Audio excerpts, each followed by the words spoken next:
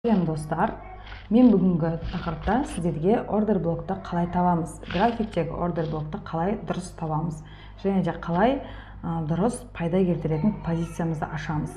Сол туралы түсіндіремін.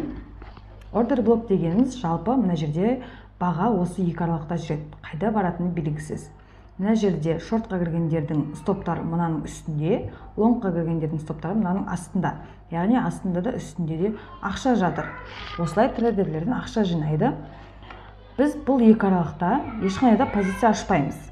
Енді бізге анықтау керек, егер де осы ликвидті жоғарыдан алып кетсе, онда ең соңғы жасыл свеча ол ордер блок болып саналады.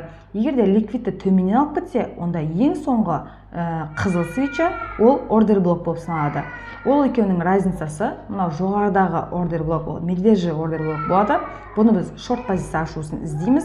Ал төмендегі ең соңғы қызыл свеча, ликвидті төменнен алғандағы ең соңғы қызыл свеча ол бычий ордер блок. Біз ол жерден лонг позиция ашу үшін іздейміз. Мен бүгінгі тақырыпта сабақты уақытты көп созбай, бірінші медвежий ордер блок туралы түсіндірейін. Медвежий ордер блок дегеніміз ең соңғы жасыл свеча, және біз бұл жерде сұрақ туындайды, стопты қайда қоямыз? Біз стопты ең соңғы жасыл свечаның осы ордер блоктың фитилі, мына жерде фитилінің жоғарғы жағынан қоямыз. Егер де фитилі жоқ болса, онда осының жоғарғы жағынан қоямыз. Және де тағы да бір сұрақ, егер де қызыл свечаның фитилі мына жасыл свечаның фитилінен ұзын болса ше, онда осы қызыл свечаның фитилі қаншалықты ұзын, мына жерге дейін ұзын ба, онда біз соның жоғарғы жағынан қоямыз стоп лоссты. Және де имбаланс дегеніміз не?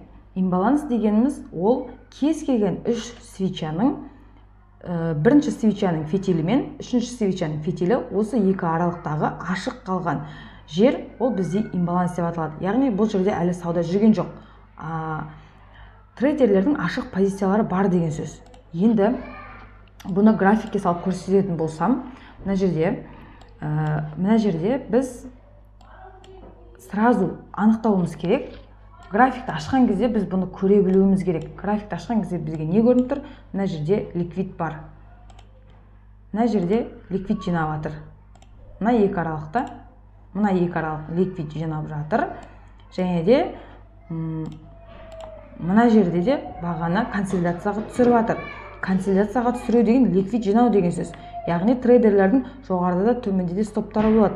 Бұл жерде трейдерлерден ақша жинап жатыр. Біз мына екі аралыққа ликвидке қарамаймыз. Біз қараймыз ликвидті қайдан алды?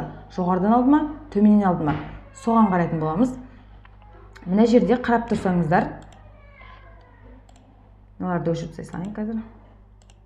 Мына жерде қарасаңыздар, баға консолидацияда жүрді, ликвидті жоғарыдан алып кетті. Яғни осы ликвидті жоғарыдан алып кеткендегі ең жоғарғы жасыл свеча бұл бізде ордер блок болады. Мына жердегі кез келген жасыл свеча ордер блок емес. Ликвидті жоғарыдан алғандағы ең соңғы жасыл свеча бұл ордер блок. Және де бұл ордер блок болуы үшін бізге тағы да подтверждение керек. Ол имбаланс. Міндетті түрде ордер блоктан кейін имбаланс шығады. Жаңа түсіндіріп кеткендей, кез келген үш свечаның арасындағы қалып кеткен ашық позиция, мына жер ол бізде имбаланс. Яғни графиктен қарайтын болсақ, мына жерде имбаланс деңгейлері бар. Демек, бұл тағы да бір подтверждение, что біз ордер блокты таптық. Енді бізге тағы да бір подтверждение керек. Ол мынау расширение Фибоначчиға, мына жерде расширение Фибоначчи деген бар. Осыған саламыз. Мынаны қазір өшіріп тастап сіздерге анығын көрсетейін. Мына осы ордер блок жасыл свечаның төменінен бір аламыз, жоғарғы жағынан бір аламыз, сөйтемізді осының 0,5 теңгені анықтап, былай созамыз, расширение Фибоначчиді созамыз. Енді бұны бізге анықтау не үшін керек? Бұны анықтау бізге бағаның қалай тест жасайтынын көруіміз керек. Баға осы ордер блоктың 0,5 теңгейіне келіп тест жасайды. Қарапайым тілмен айтқанда тест жасау деген осы 0,5 теңгейінен келіп баға жоғары кете ма, әлде төмен кете ма? Соны білу бізге маңызды. Егер де баға осы ордер блоктың 0,5 теңгейіне келіп төменге қарай кететін болса, онда бұл тағы да бір подтверждение, что шорт позиция аша берсек болады. Енді осы жерде сұрақ туындауы мүмкін, ал егер жоғары қарай кетсе ше? Егер де жоғары қарай кетсе, онда ордер блок өзінің актуальнысын жоғалтады. Демек, бұл жерде ордер блок жұмыс жасамайды, біз ешқандай позиция ашпаймыз, біз енді басқа жақтан ордер блок іздейміз. Позицияларыңызды егерде пайдамен жапқыларыңыз келсе, онда осылай ордер блокты, брекер блокты, медикейшн блок, имбаланс деңгейлерін анықтап үйреніңіздер. Келесі тақырыптарда мен сіздерге BC ордер блок туралы айтатын болам, және де брекер блок, медикейшн блок дегеніміз не, сол тақырып сіздерге қызық болса комментарияға жаза кетіңіздер, ол тақырыптарды да келесі видеоларда түсіндіріп айтатын боламын. Достар, егерде сіздерге осы видео пайдалы болған болса, онда трейдинг туралы қазақ тілді арналардың дамуына үлесіңізді қосып, менің каналыма подписка жасап, лайк басып, комментарий жаза кетіңіз.